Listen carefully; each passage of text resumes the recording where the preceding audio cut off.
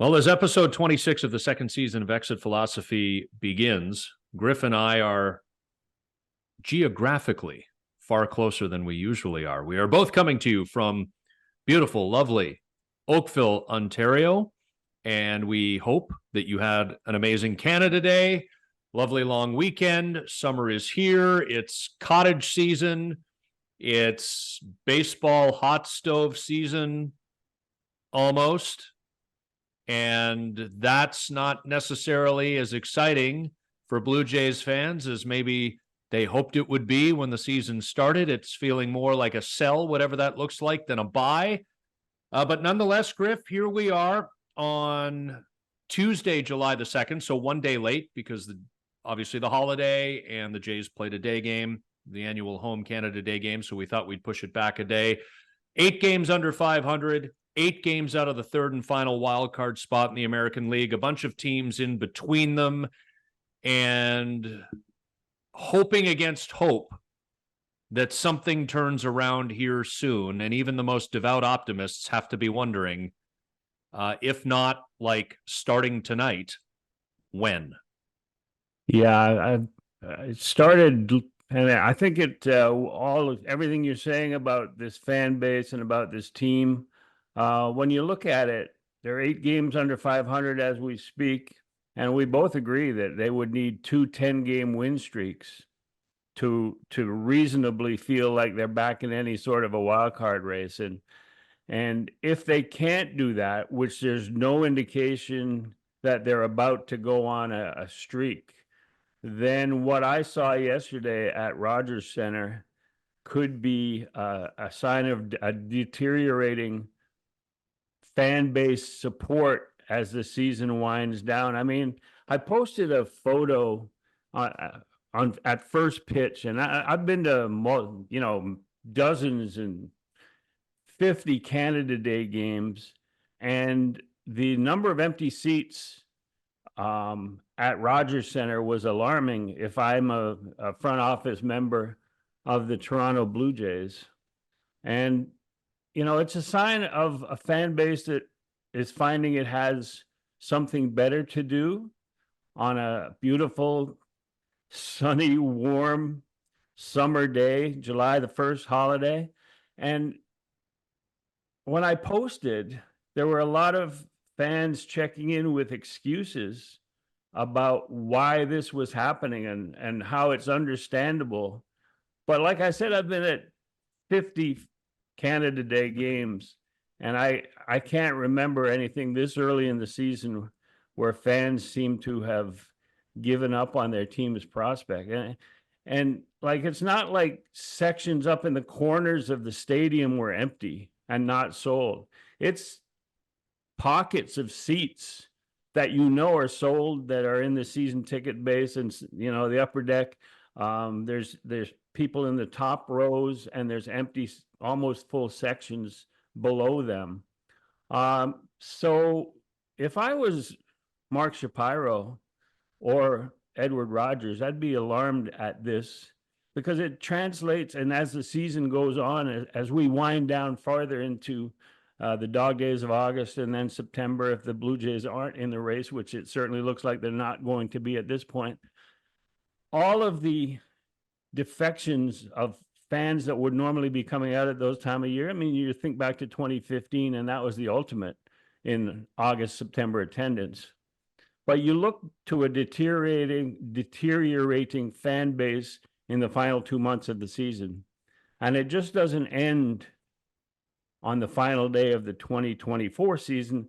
It will carry through the winter. It will carry into fan interest in buying seats in 2025. And I don't know what your impression is, but it's alarming for me as someone who loves baseball and who likes to see this place packed. Yeah, and I was thinking about this in case someone is new to our podcast. When Griff says he's been to 50 or so Canada Day games, obviously those aren't all Blue Jays games, because the Jays have not been around for 50 Canada Days. But Griff worked for the Montreal Expos for 2 decades, from the mid-1970s to the mid-1990s. So some context for you there. And not all of those Canada Day games were at home. it's really only been in the last decade and a half, 2 decades, that the Blue Jays have created a pretty cool annual deal where they are scheduled at home each and every July 1st. It's interesting, Griff. I'm back in Oakville, as I talked about, and I did not see the game live yesterday. Had the opportunity to be in Mississauga yesterday, and I shared kind of a journey through the first part of the year with you and with our devout audience. My friend Mina, who passed away at the end of April, her sister and brother-in-law and nephew and niece, who live in New York City, are up for the week visiting their parents, Mina's parents. And so they had a little Canada Day gathering at their house for the family and some of Mina's close friends. So I was able to be there for that, and it was really, really nice. And just a good way, a couple of months after her passing, to reconnect in person. And honestly, that took priority over the Blue Jays. But the good ship rights holder replays the game in the evening. So I was able to sit down and watch it. And my dad had seen part of the game live and then not all of it. So we're just sort of sitting there. And there was a shot. I don't want to say it's the fifth. It doesn't matter when it was, but it was middle of the game. There was a shot, Griff, from a camera in left field somewhere. And it showed the entirety of the first base side of the stadium. And the upper deck had vast spaces of unused seats. Yeah, that was the photo I sent out at first pitch. Exactly that section. Okay, so I'm seeing that camera angle on the broadcast and noticed it enough to say to my dad, "Where is everybody?"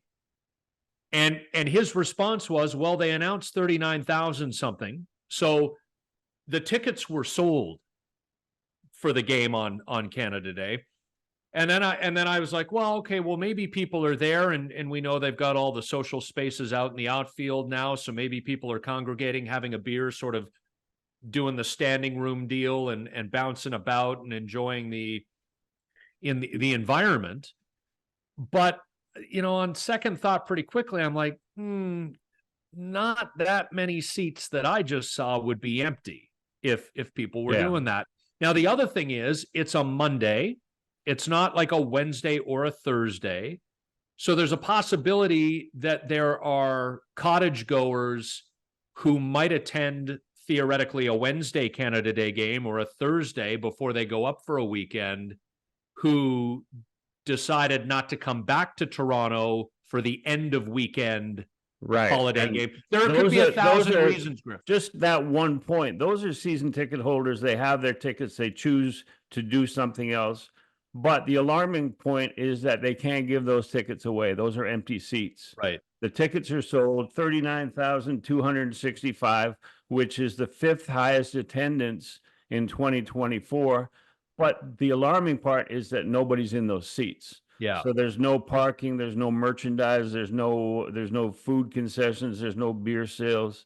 And that's a large part of what ownership and Rogers ownership is relying on in terms of revenue. I had excuses sent to me of traffic, prices are too high, the sun was too hot. As you said, a lot of people were in the outfield neighborhoods drinking, but it's a family day and an older crowd day, Canada Day. So the sun was too hot, Chris. The sun was too hot. Yeah, the sun is out in July every year. This is baseball.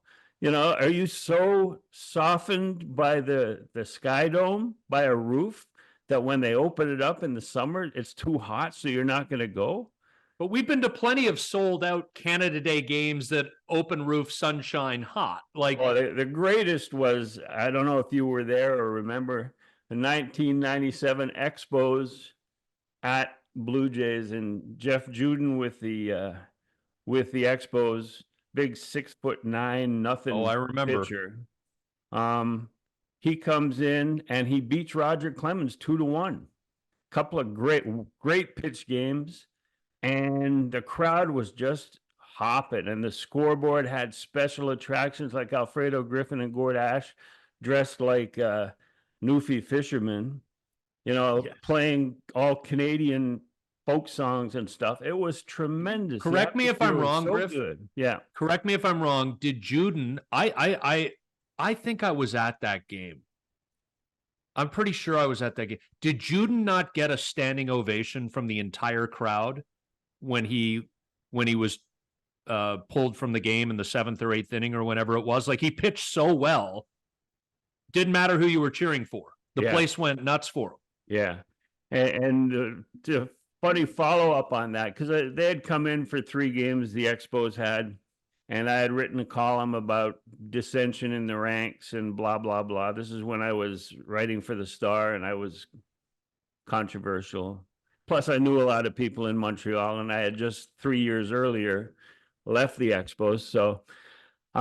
So Jeff Juden pitched in that game. He wasn't there when I was there in PR in Montreal, but at the All-Star game in Cleveland, I had a friend on the Expos grounds crew called Joe Jammer, and he was a roadie for Led Zeppelin when they tore it up in the 70s across North America. He was one of their roadies, and he was actually hiding out from the authorities by being a grounds crew member at Olympic Stadium.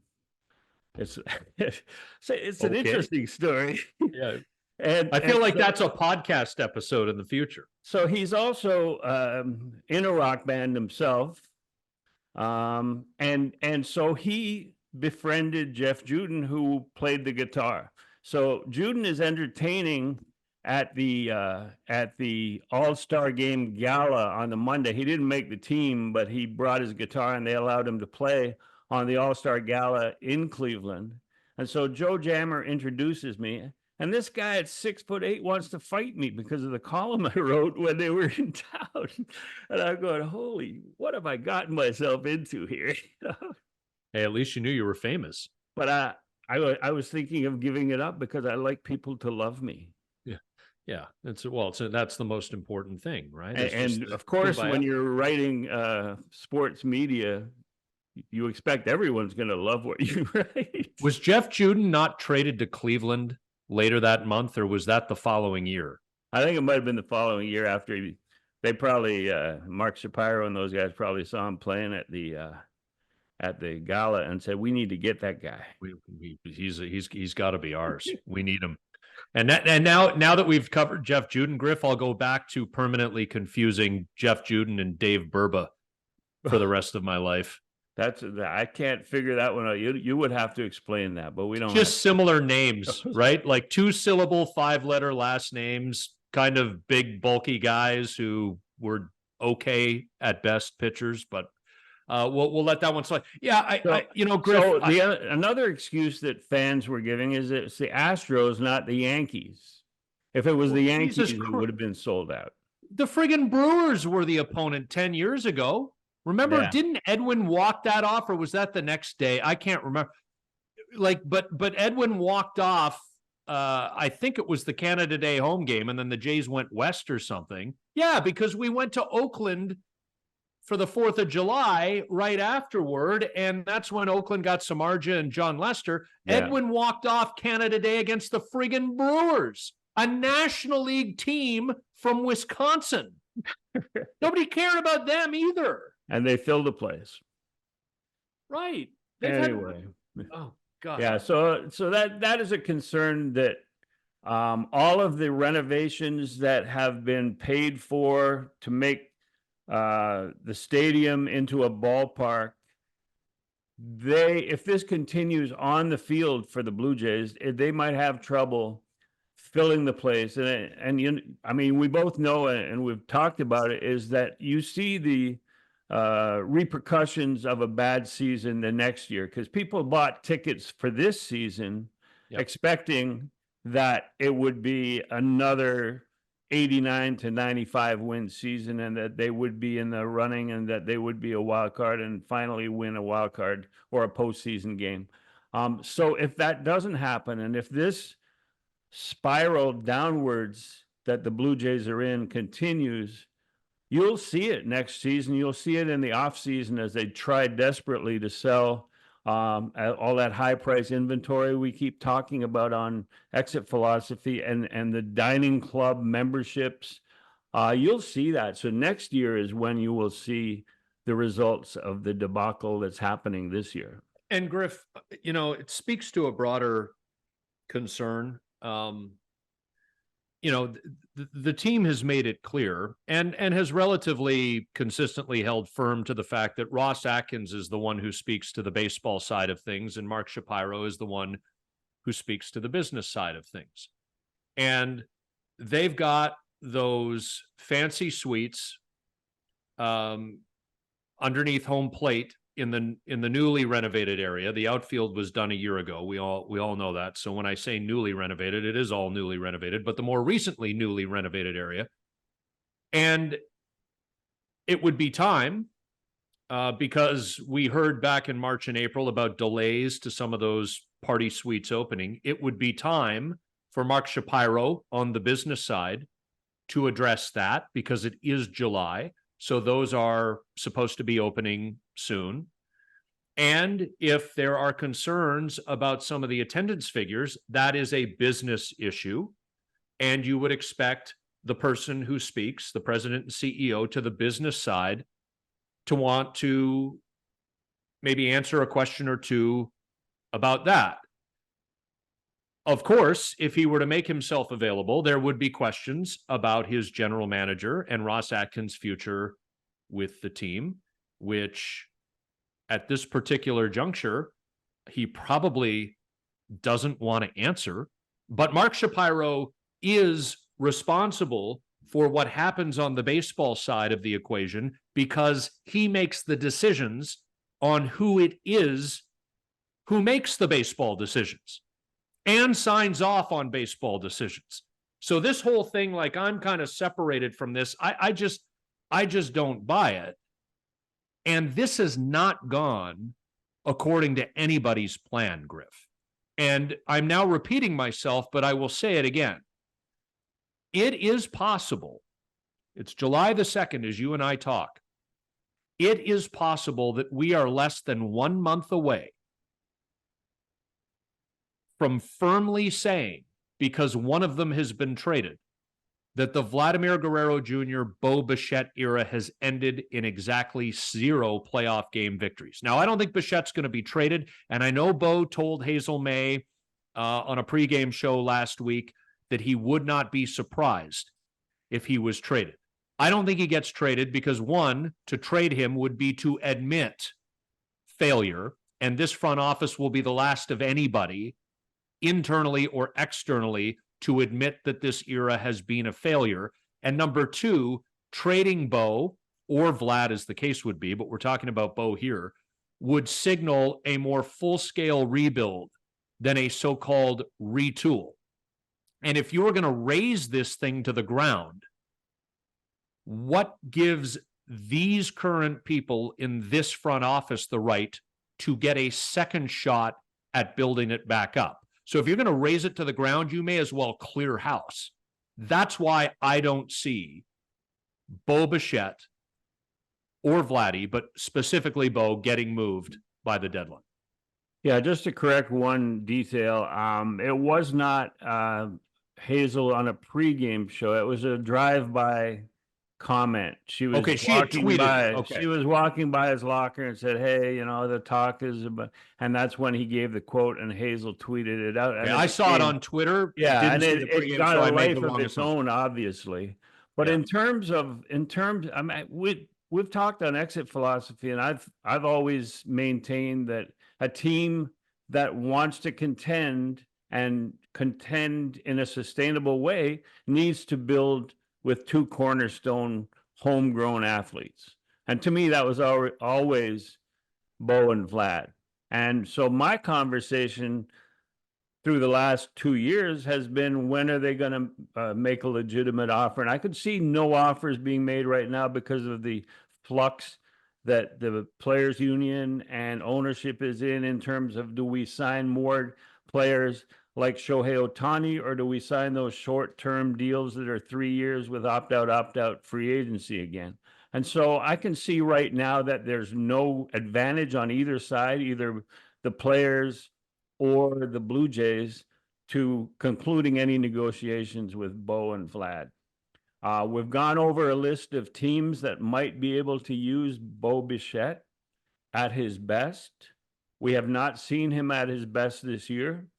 And I don't know what's wrong. There's something wrong. I mean, he's gone away from everything that made him a great hitter in terms of leading the American League in hits 2 years in a row. He's gone away from step, like the high leg kick, strike one, strike two, and then going to heel on the ground with 2 strikes. He's gone away from that. So his high leg kick, does that mean he's trying to put numbers up there, power numbers, and make himself more palatable as a free agent, more desirable as a free agent? Who knows? Who knows what's going on with Bo?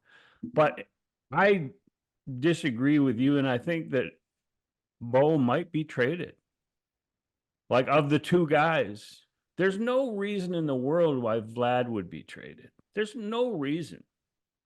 No. But Bo seems to be in a personal conundrum right now where maybe a change of scenery would help.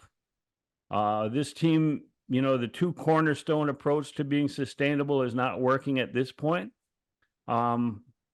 I don't think that long-term they'll be able to sign and keep both guys, but they cannot be totally dismantling this team and rebuilding over a 3-year period to become contenders again in 2026 or 2027. They can't do that because of all the effort, all the money that ownership has sunk into making the stadium into a ballpark. But And Griff, all the inventory that they have to sell. They can't do it. They can't say to a fan base that's a very intelligent fan base that can't be hornswoggled, that we're just doing this for your benefit. In 3 years, if you stay with us, we are going to contend again. They can't do that. They got to reload and not rebuild. And that's very difficult, especially if you're thinking of trading both your star athletes right now. but if Bo Bichette is traded, that is a categorical failure. An inarguable, categorical failure. Because where did it go wrong? And look, there are people who get information from Shapiro. I don't know if there are anybody who get information from Atkins, and if they do, whether or not they can trust it. But there are people who get information from different areas of this: player agent, management, whatever. All the variables involved different people. Something went wrong here. And we have commented on Beau's joie de vivre disappearing. That flair with which he has played the game through so much of his young years in Major League Baseball, that was so apparent to us in that first spring training in 2019, the year he was eventually called up. Don't know where that's gone. Don't know the degree to which that's personal stuff versus dissatisfaction with the organization, or a mishmash of 1,000 things, 999 and a half of which we have no idea about. Don't know. But there's no way anybody can paint this as anything but a catastrophic failure. That we've reached a point with more than 1 year left of control on Bo Bichette, that moving him ahead of a trade deadline is a very real and quite rational and well-reasoned possibility. I mean, that is an unmitigated disaster, and would involve, one would presume, the relationship between team and player going south for reason or reasons. And I just don't know how that reflects well on anybody, and it would lead me to worry that Bo Bichette wouldn't be alone in that feeling. I mean, I remember in Montreal, 81 Blue Monday. The next season, management, John McHale and his GMs at the time, decided that they were so close, they just needed to make one or two small changes to get them over the top. And you never know when you're going to get another chance to go to the World Series. So they traded Larry Parrish, who was a third baseman, very talented player, and underrated in terms of being an influence inside the clubhouse. They traded him and got Al Oliver back. Al Oliver led the league in RBIs and batting average. But there was something missing. There was something missing from those previous Expos teams from 79 to 81 that got so close. And 82 might have been the most talented Expos team of the bunch, but they didn't win. They didn't come close to winning. And my view on Bo is clouded by memories of that. Like, Bo was an active part of the barrio, the joie de vivre Latin connection in the corner of the dugout. He was the jacket. Yeah. Santiago Espinal was his best friend. He was, camera shots would always have him there with Tito LeBron and Teoscar and Lourdes and the entire group. And they're talking baseball. They're having fun. They got the jacket. They got everything.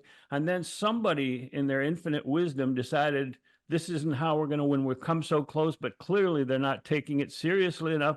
So we're going to get rid of these guys. We're going to get rid of the jacket. We're going to bring in veteran professional guys, and it might have become a more talented team. Who knows? I don't think they became a more talented team, but they became better at run prevention. Just as commissioner's office is starting to initiate all these rules to create more offense, the Blue Jays are heading the other way, looking to create more run prevention. They missed that learning curve by a long way. And I think that Bo is a victim of the change in the environment, the change in the dugout. And who knows, as you said, we don't know what's going on personally with him, but it's clear that has influenced Bo Bichette on the field. Even with Vlad, when Vlad was struggling, there was something tremendously different about the invasive camera time that they get in the dugout. Just watching these guys, you didn't have, sitting at home or wherever you were watching, you didn't have that same feeling that this was a team that could go all the way, that wanted to be with each other, and that is going to get better and better. You don't have that feeling anymore, and clearly it's reflected in the play on the field, and they're not getting better and better. They're getting worse and worse. Well, and here's the other part, Griff. For their wonderful player development complex that nobody will see because it's not for use by the public, there's not a next wave. And when I say there's not a next wave, that's very different than saying there's not a single human being. Right. I mean, every team produces minor league players who become Major League Baseball players.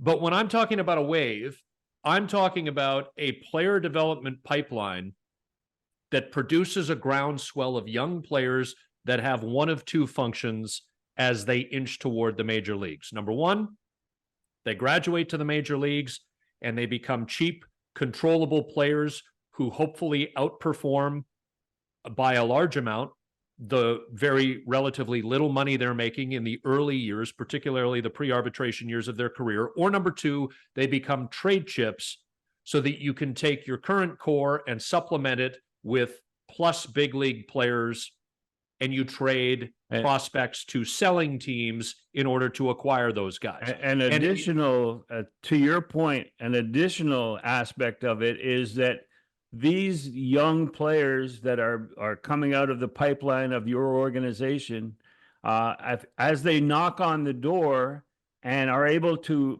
fill in full time at one of the positions around the diamond, that allows you to trade your piece that's already there and get more minor league inventory to go down at the bottom of the organization and push again. So it's like the circle of baseball life. Yeah. You know, you knock on the door, you get a young stud come up and want to play right field. That allows you to trade your current right fielder, who may be a very good player, to get minor league pieces, and that keeps your minor league system thriving. Yep. And the Blue Jays don't have that. The only guy, and this is one of the clues that I got from the Ross Atkins availability last week, is he was asked who in the minor league system he could see coming up and helping this year.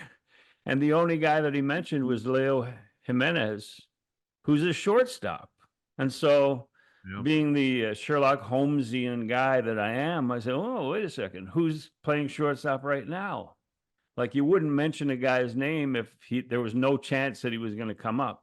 So that's why when we have our discussions off the air, that I sort of think more now that Bo might be traded than I did earlier, because you know, you got to look for the hints and the signs, and Leo Jimenez's name coming up to me was a hint. Yeah. It's just it's hard to believe. I'm sitting here and I feel like we said this a week or two ago, and I still stumble and off through it. I find it so hard to believe that this team is at this point. And in fact, Griff, the bar is low enough that the offense had 2 of 4 really good games against the New York Yankees, right? They scored, what, 9 runs? 9 and 9, yeah. 9 and 9. But when you look at the totality of that 4-game series against the Yankees, they split the series.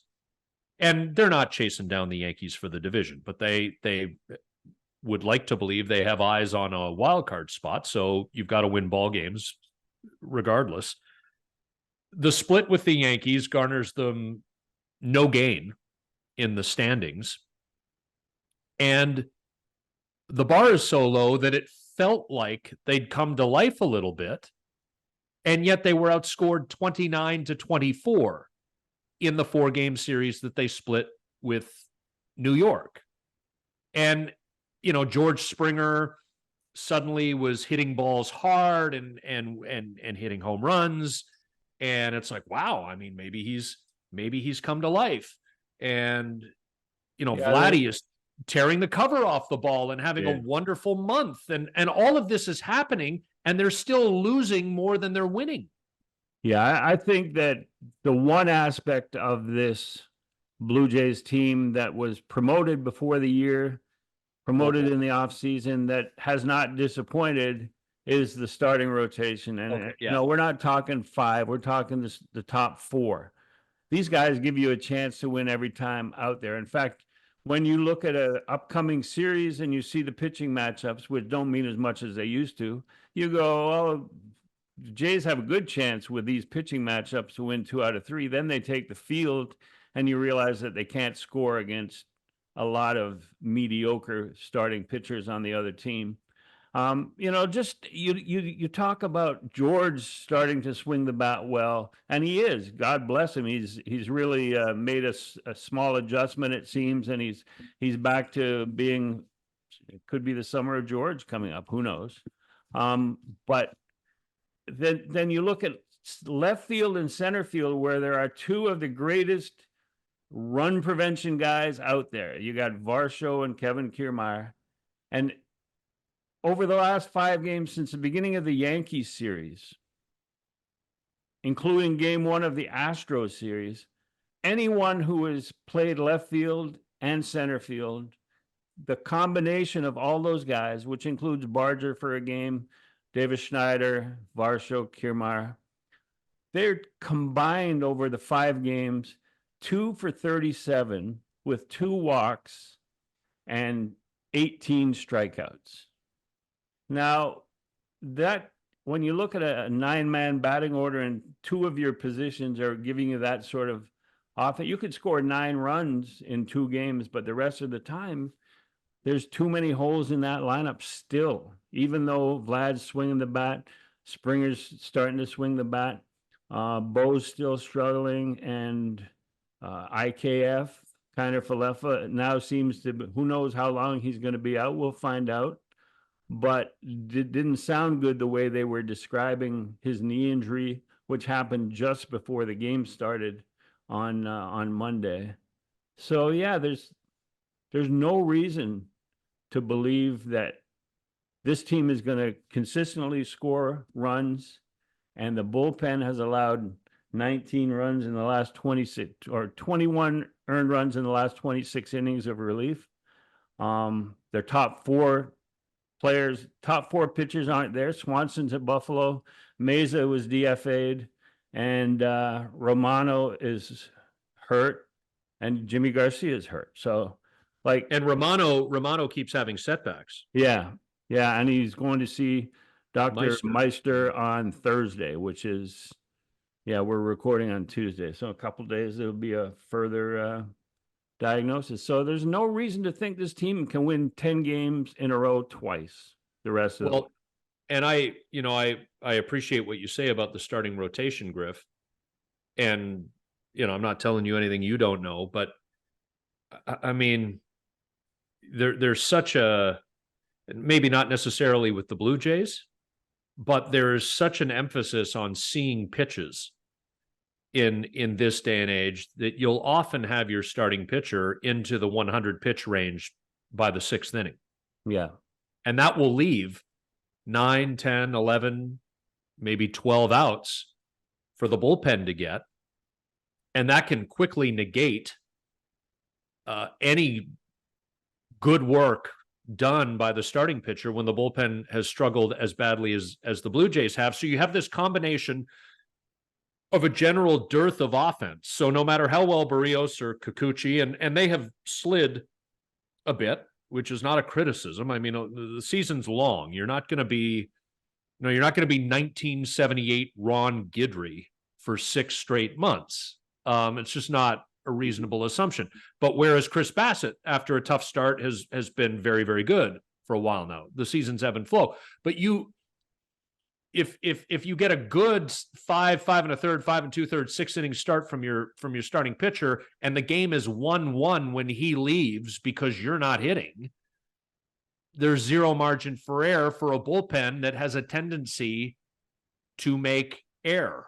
Yeah, and I think there's a strategy around baseball. When you play the Blue Jays, you grind your at bats. You don't attack early. You spoil pitches, and you do see that. You see great pitchers pitching very well, and they are at 95 to 100 pitches after 5 innings, and it's going to the bullpen. Whereas being aggressive against some starting pitchers on certain teams is what you want to be, because you want them to stay in the game for 6 or 7, because when you get to a bullpen full of guys throwing 95 to 101 that you don't have a chance.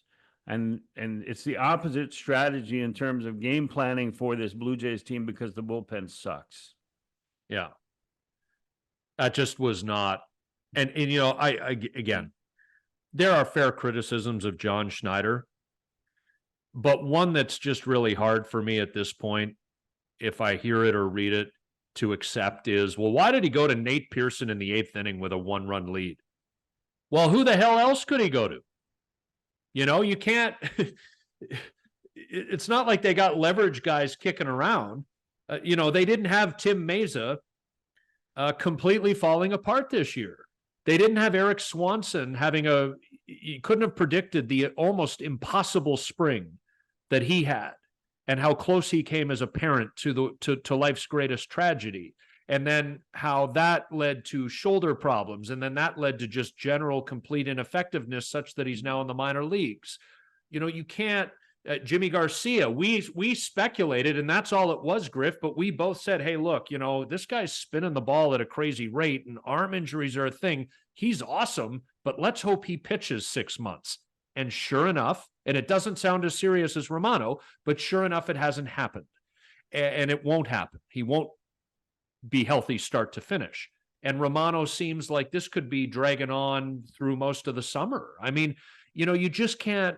So you say about John Schneider, why'd he go to Brendan Little? Well, who the hell else is he going to go to? Scotty, the thing about managing is that you can game plan, and with all the information that's available, game planning for your bullpen has become a precise art. So when you have Jordan Romano and Jimmy Garcia available and Tim Meza pitching on all cylinders, you can game plan and look like a genius by the end of the game because you're putting him in situations where you feel, and the numbers tell you that this is the optimum place to put, uh, you know, Tim Meza in, or Brendan Little, or Nate Pearson, where he's got a good matchup. It's the bottom of the order. But when you have the top two guys injured and two guys gone, all of a sudden you can't game plan. You can't get guys into the optimum position to succeed. And now it looks like you can't manage worse shit. And that is the unfortunate thing. If it was anybody other than John Schneider, it would be the same situation in terms of handling a damaged bullpen. The only thing I think that this team needed to do and could still do is when a reliever pitches a 3-up, 3-down inning in the sixth, given the thin nature of the depth chart, let him pitch another inning because he just succeeded. The problem with the Blue Jays bullpen right now is if you need 4 guys to finish a game after the starter, I'd say that every night one of those is going to fail. And when one of your bullpen guys fails, and a lot of times it's 2 of those guys will fail, and then you lose the game late. The fan base doesn't like it. The clubhouse knows it's going to happen because they've seen it before, and nothing good is happening with an injured and incompetent bullpen. And like Canada Day is a perfect example, right? You're down 1-0 heading to the 9th, and you get that home run off Hader with 2 outs in the 9th, Ernie Clement. I mean, that, I guess I can't just sit here and say that one thing happens and the other doesn't. But theoretically, I mean, that ties the game, except you've got your sinker baller, the guy who puts the ball on the ground with his most effective pitch, giving up a 2-run bomb, obviously not a ground ball, in the top of the 9th, Zach Pops. So it's in an inning where he shouldn't be pitching. He should be in the major leagues at this point, but he shouldn't be pitching the 9th in a 1-0 game, and that's what happens. He's out of position. He's out of the Peter principle is at work. You reach your level of incompetence, and he was not put in a situation to succeed. He was put in a situation to fail, and he did. And who knows? I mean, I do know that Hader wouldn't have thrown that same pitch in a 1-0 game as he did in a 3-0 game. So, it's a good speculation, but it's, the reality is that they're just not playing well.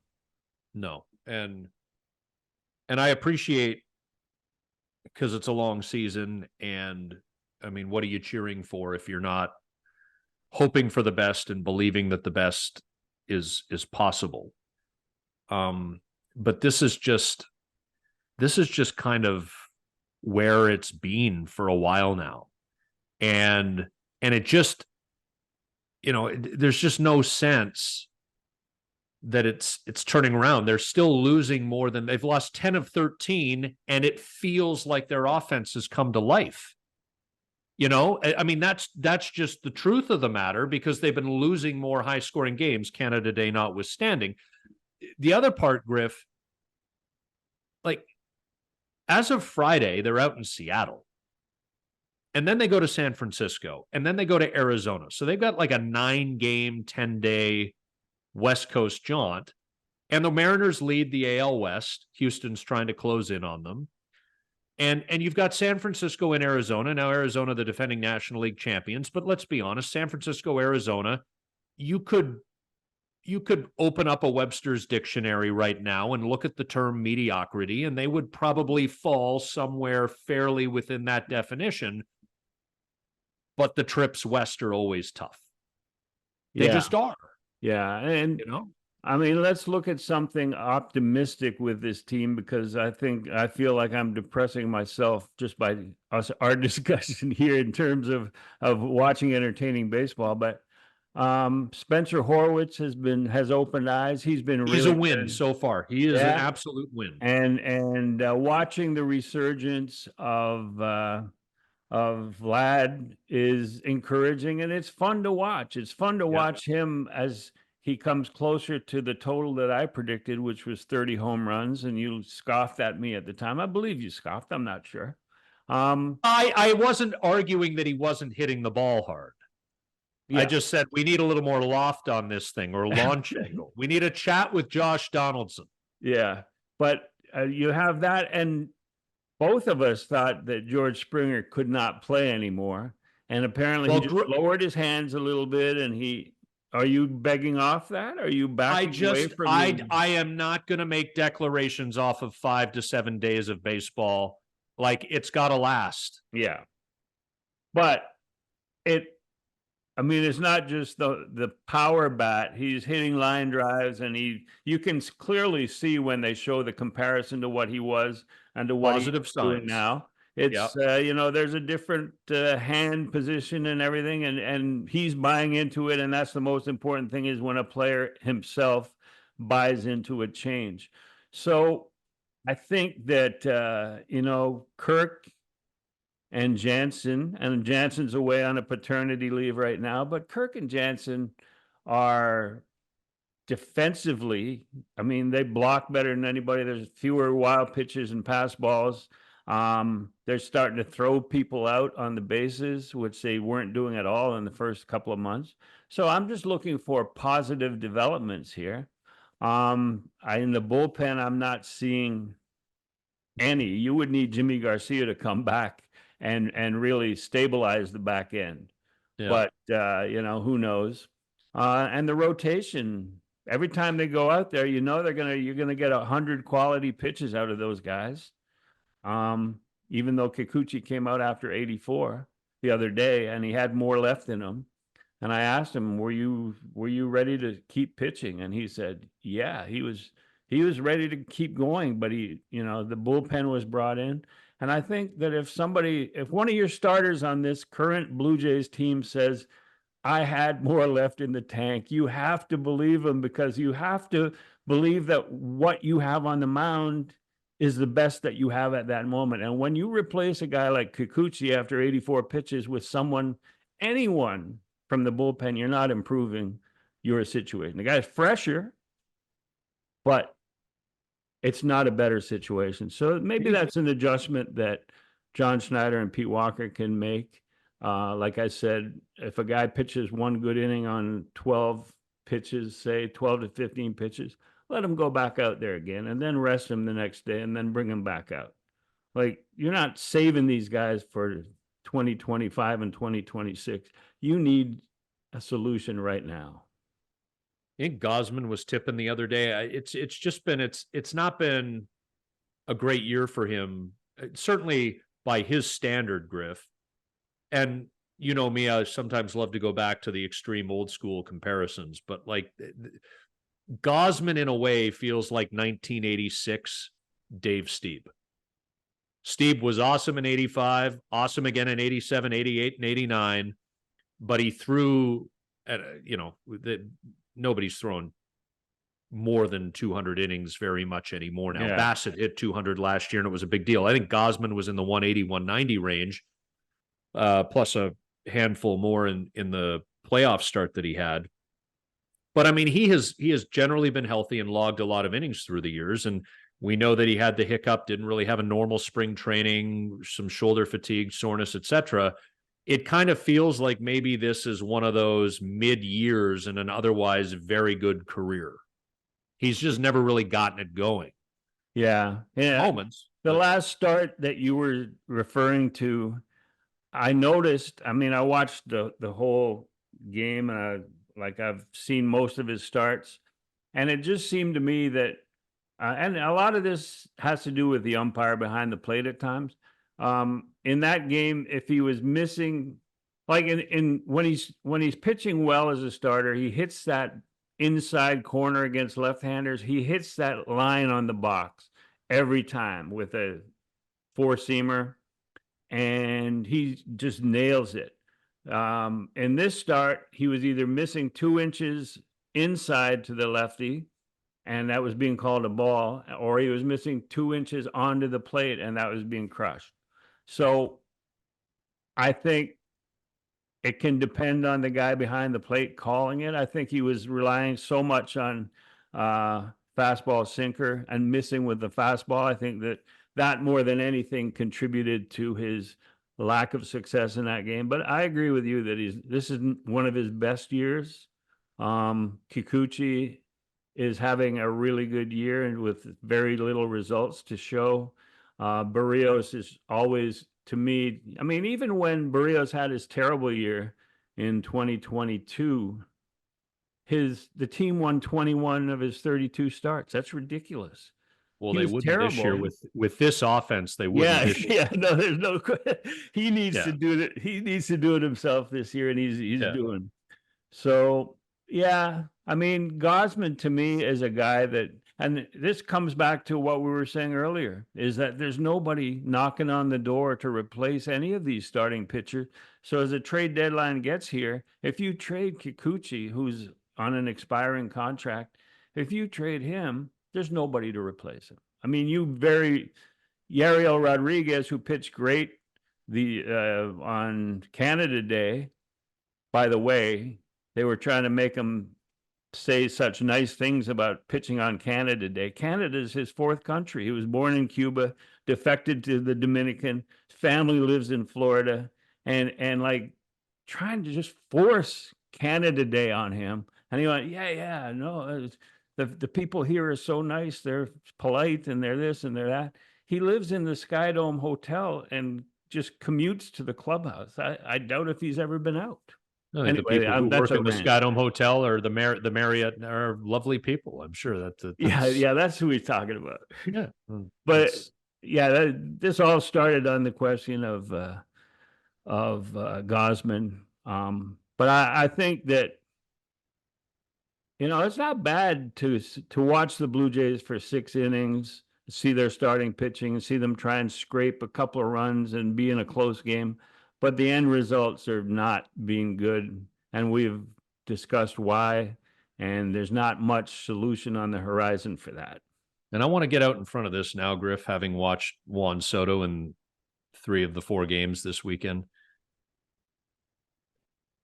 He needs whoever and I think the Yankees would be stupid, STUPID, stupid, to not open the wallet for him this offseason. But he needs to be signed before spring training starts. Because if there isn't a lineup outside and around the corner for this guy, I don't even care if you're mid-market. I don't even care if there's like a 1/10 of 1% chance he might even be interested in listening to your pitch and your offer. There isn't a team in this league that shouldn't be interested in Juan Soto. He is unbelievable. And he's a big part of the reason Aaron Judge is having this. I'm not taking anything away from Judge. I'm just saying I'm adding to the year Judge is having. He's a big part of the reason why. So, yeah, I think if you were determining MVP of the American League between Judge and Soto, you might say Aaron Judge. But if you were determining MVP of the Yankees, you might say Soto.